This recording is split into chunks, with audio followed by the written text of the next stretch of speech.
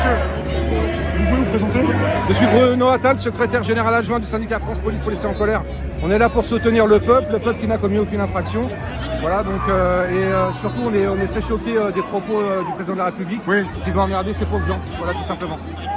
Et je vais vous poser la question, est-ce que je pense que vous vous rendez compte du climat délétère dans lequel nous sommes, surtout la relation entre des citoyens et les policiers, qui voient aussi les policiers, voilà, et les policiers.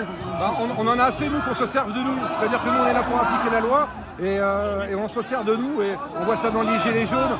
Voilà, c'est un mouvement pacifique à la base et puis on se retrouve à être obligé d'utiliser la force. Enfin voilà, c'est très compliqué d'être policier aujourd'hui parce qu'on se sert de nous. On est au milieu. Donc, et là, c'est pas légitime. C'est souvent compliqué pour la police de parler.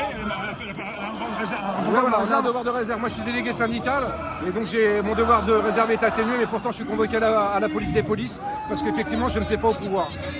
Vous vous exprimez, c'est votre travail, ça plaît pas? C'est juste mon travail de dire je suis pas d'accord avec le gouvernement, c'est mon travail de syndicaliste. Mais apparemment même ça aujourd'hui, c'est peut-être une nouvelle privation de liberté, on n'a pas le droit de dire qu'on n'est pas d'accord. Voilà. Et en même temps, il y a syndicats, il y a aussi différents syndicats.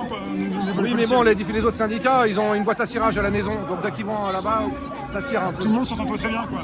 Ah si, entre eux, ils s'entendent très bien, ils se partagent des millions d'euros de subventions, ils font style s'engueulent sur les tracts, mais quand ils sont à l'Élysée, ils boivent le café avec le ministre, inquiétez pas. Je vais vous demander, c'est compliqué au niveau de solidarité déjà chez les soignants et chez les policiers, c'est compliqué aussi alors également. Non. Les policiers, je peux vous dire que la plupart sont contre le pass vaccinal et le pass sanitaire. D'accord. Vraiment, mais bon, ils sont bâillonnés tout simplement.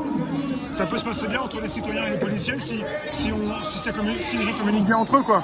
Même si les policiers... Le problème, c'est qu'on n'a pas le droit de parler, donc du coup, c'est très compliqué. Donc voilà, nous, à mon modeste niveau, j'essaie de dire aux gens que la police, elle est là pour vous protéger, elle n'est pas là pour vous emmerder. Je vous remercie. Aujourd'hui, votre venue, aujourd'hui le 8, c'était important par rapport à ce qui s'est passé dernièrement. La parole du président, peut-être la parole de trop. Ça, mais moi je suis dans ces manifs-là depuis longtemps, donc voilà, mais ça effectivement, je pense que c'est la goutte d'eau qui fait déborder le vase. Et s'il y a autant de monde aujourd'hui, de toute façon c'est ce que voulait M. Macron, c'est qu'il y ait autant de monde là. Alors tout ce que je veux, c'est qu'il n'y ait pas de débordement, parce que je pense que c'est ce que le gouvernement veut, des débordements. Juste une dernière question, est-ce que vous avez constaté qu'il y a quand même des Français, des manifestants, des gilets jaunes, qui aussi n'ont pas forcément envie que ça s'emporte, que ça pète ou... Ça s'appelle des vrais gilets jaunes. Les vrais gilets jaunes, c'est ceux qui veulent pas se battre avec la police. Les vrais gilets jaunes, c'est ceux qui veulent combattre un gouvernement, mais loyalement, c'est-à-dire dans les urnes. Voilà, c'est ça un vrai gilet jaune. En 2022, on ne sait pas obligé que ça pète. Ça peut se passer bien. En 2022, ça peut se passer bien.